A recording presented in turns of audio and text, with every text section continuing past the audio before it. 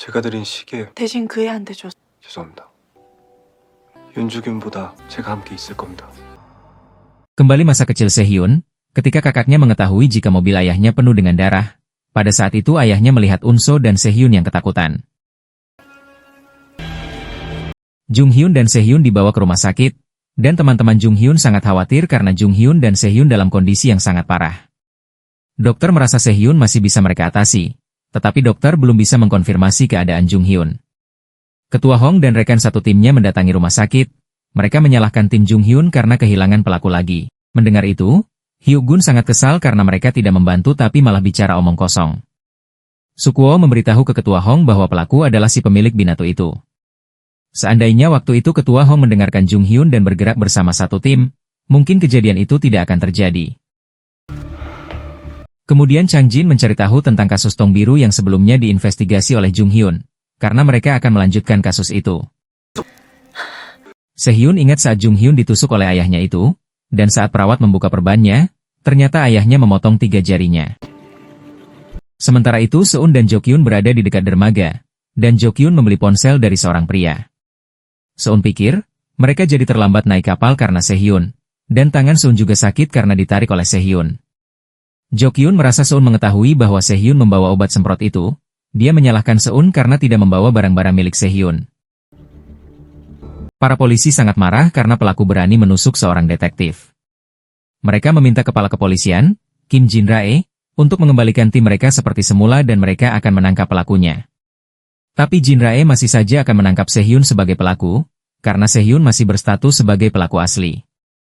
Hyuk-gun merasa mereka seharusnya memeriksa Chai Min-guk sebagai kaki tangan pelaku. Karena dia sangat kejam, dengan menaruh tubuh korban yang dibunuhnya di dalam kamar mandi rumahnya sendiri. Padahal orang paling psikopat akan mengubur korbannya di dalam tanah. Tapi tetap saja Jin-rae tidak mau mendengarkan Hyuk-gun dan meminta mereka untuk mengusut kasus itu secara terpisah. Jin-rae malah meminta untuk menginterogasi Sehyun setelah Sehyun siuman. Mendengar itu kepala Hong sangat marah karena anggota timnya ditusuk oleh pelaku. Seharusnya Jin-rae memberi perintah untuk menangkap Min-guk. Dan hal yang paling membuat kepala Hong menyesal adalah saat Jung-hyun membicarakan tentang komplotan itu, tapi kepala Hong malah melarangnya untuk menggali kasus itu. Kemudian Sukuo datang dengan membawa foto kasus tong biru, dan ada foto Chai Min-guk, padahal dalam kasus tong biru dia bernama Go Do-sam. Jun Kyung dan Pak Direktur merasa pusing karena Sehyun menjadi korban, padahal sebelumnya mereka memojokkannya sebagai pemalsu data dalam kasus Nam Seung-hyuk. Mereka juga menyuruh Suyeon untuk tidak ikut campur dan tutup mulut. Tapi Suyeon tetap merasa Sehyun tidak terlibat dalam kasus Nam Seung-hyuk. Suyeon menunjukkan dokumen kasus-kasus yang mereka tangani bersama selama 3 tahun terakhir dan semuanya bersih. Selama ini Sehyun tidak pernah mencoba memalsukan ataupun menyembunyikan hasil apapun. Sehyun pasti punya alasan terhadap kasus Yongcheon, dan karena itu, mereka juga harus turun tangan dan membantu Sehyun. Tapi Pak Direktur malah marah dan menyuruh Suyeon agar sadar. Karena Sehyun adalah pembunuh, mereka harus berpihak yang pantas dibela. Sehyun bermimpi tentang Unso yang dulu menyiram air ke wajah ayahnya dan mengajak Sehyun untuk melarikan diri dari ayahnya. Jokyun dan Seun berada di suatu tempat. Jokyun mencari keberadaan Sehyun melalui ponselnya, tapi mereka tidak memberitakan tentang keberadaan Sehyun. Sedangkan Seun diberi hukuman oleh Jokyun dengan menutup wajahnya menggunakan tong biru. Ketua Hong melihat rekaman CCTV saat Sehyun menyembunyikan sebuah buku di tos serba. Dia menghadap ke CCTV, sepertinya dia sengaja agar polisi menemukan buku itu. Ketua Hong dan timnya pergi ke tos serba itu untuk mengambil buku yang Sehyun sembunyikan.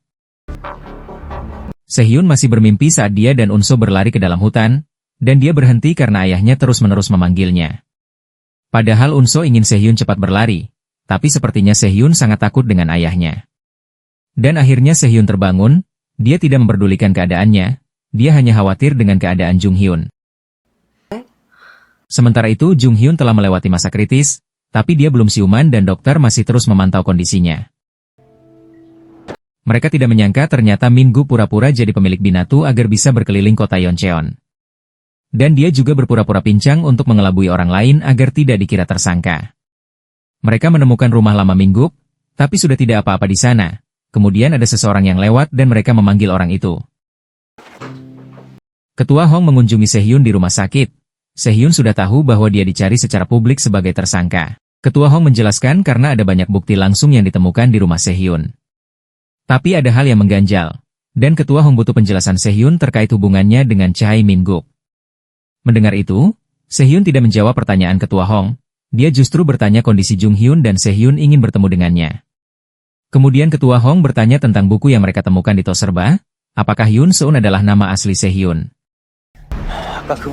Mereka diberitahu oleh orang yang mereka temui bahwa tetangga Go Do-sam ada di area itu. Tetangganya sangat kenal Jungmi, istri dari Go Do-sam, karena Jungmi memiliki kedai yang dekat dengan rumahnya.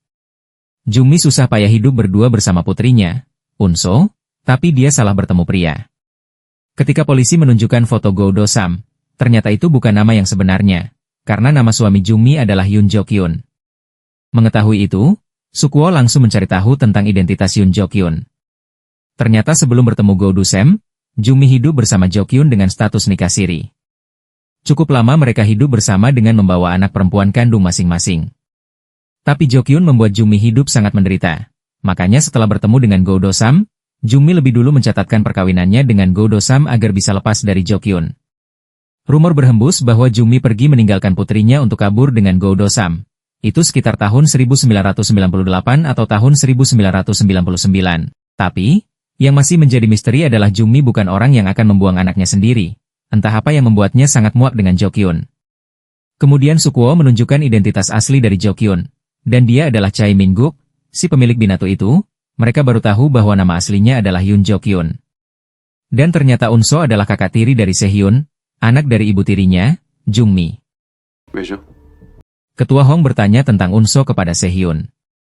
Unso tidak punya riwayat sejak tahun 2004, itu adalah tahun yang sama ketika Sehyun masuk panti asuhan.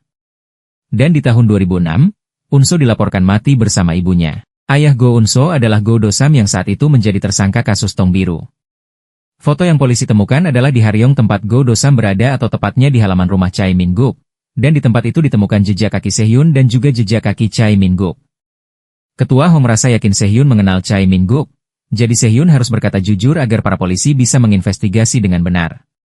Tapi Sehyun tetap tidak mau menjawab, dan Sehyun akan mengatakan semuanya pada konferensi pers. Jung Hyun akhirnya siuman. Dia mendengar berita tentang Sehyun yang akan mengadakan konferensi pers. Ternyata Sehyun ingin mengadakan konferensi pers, karena jika pelaku melihatnya, maka pelaku akan mencarinya, jadi Sehyun akan menjadi umpan. Akhirnya Sehyun memasuki ruang konferensi pers, dan Jung Hyun melihat siaran langsung dari konferensi pers itu. Sehyun memperkenalkan diri sebagai kepala tim forensik Laboratorium Forensik Seoul, yang diduga menjadi tersangka kasus pembunuhan berantai Yongcheon. Sehyun pun mengatakan bahwa dia juga mengenal pelaku asli dari 6 kasus mutilasi yang terjadi sejak tahun 1999 hingga tahun 2004. Sehyun juga mengaku bahwa dia adalah putri dari Yoon Jo-kyun. Tidak hanya itu, Sehyun juga mengaku, selama 5 tahun sejak berumur 5 hingga 10 tahun, dia menjadi asisten yang membereskan mayat korban pembunuhan Yoon Jo-kyun.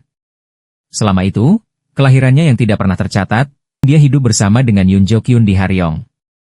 Sehyun juga tidak mendapat pendidikan yang layak dan hanya hidup di mobil box atau kontainer.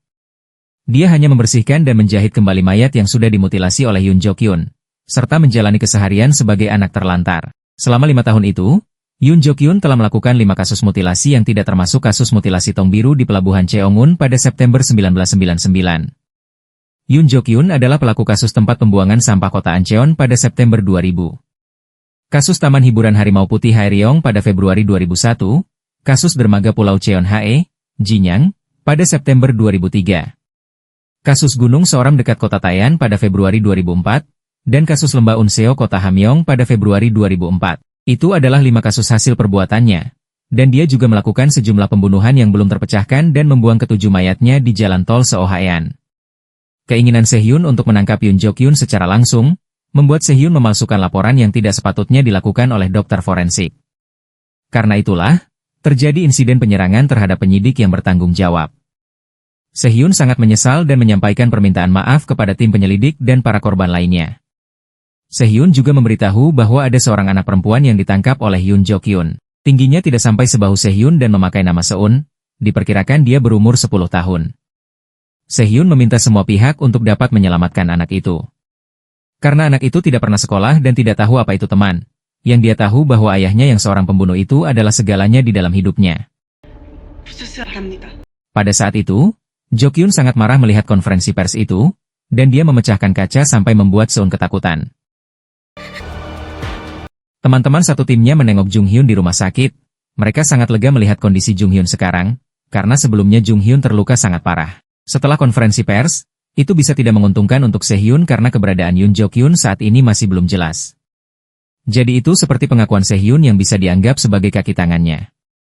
Mereka harus bisa memastikan kredibilitas dalam pengakuannya itu, karena ada banyak komentar jahat yang mengatakan bahwa Sehhyun hanya mencari simpati lewat anak itu. Tapi Jung Hyun merasa Sehhyun serius mengenai anak itu, karena pada hari itu, Sehhyun menggenggam erat tangan anak itu. Jo Kyun memasang plat nomor palsu, dia tidak memakai mobil box putih lagi, karena para polisi sudah mengetahui tentang mobil itu. Keesokan harinya, Jo Kyun berada di rumah sakit dan dia berpapasan dengan seorang wartawan yang ingin meliput berita tentang Sehhyun. Ketua Hong mewawancarai Sehhyun di kamarnya dan Sehhyun hanya meminta Ketua Hong untuk menemukan mobil box putih itu. Karena di mobil itu adalah tempat Jo Kyun memutilasi korban-korbannya. Dan Sehhyun juga meminta Ketua Hong untuk memperlonggar penjagaan di kamarnya, karena dia ingin Jo Kyun bisa menemui Sehhyun. Kemudian Ketua Hong melihat kondisi Jung Hyun yang seperti sudah mulai bekerja padahal dia masih dalam masa pemulihan. Dan pada saat Sehhyun masuk ke kamar Jung Hyun, Ketua Hong meninggalkan kamar agar mereka berdua bisa mengobrol dengan leluasa. Jo Kyun ternyata sudah ada di sana, dan dia mengikuti Ketua Hong karena saat konferensi pers, Sehhyun dijaga oleh Ketua Hong. Jadi dengan mengikuti Ketua Hong mungkin Jo Kyun bisa mengetahui di mana Sehhyun berada. Sehhyun bertanya bagaimana keadaan Jung Hyun, sedangkan Jung Hyun lebih khawatir dengan keadaan Sehhyun. Sebenarnya Sehhyun merasa tak masalah dengan lukanya, asalkan dia bisa menangkap Jo Kyun. Jung Hyun agak kecewa karena seharusnya Sehhyun memakai jam tangan yang dia berikan. Tapi Sehhyun mengatakan bahwa dia memberikan jamnya pada anak itu, dia mungkin akan butuh, karena anak itu punya banyak hal yang mirip dengan Sehhyun. Saat melihat bukunya, Sehhyun merasa hari-hari yang tertulis di buku itu adalah waktu yang paling membahagiakan.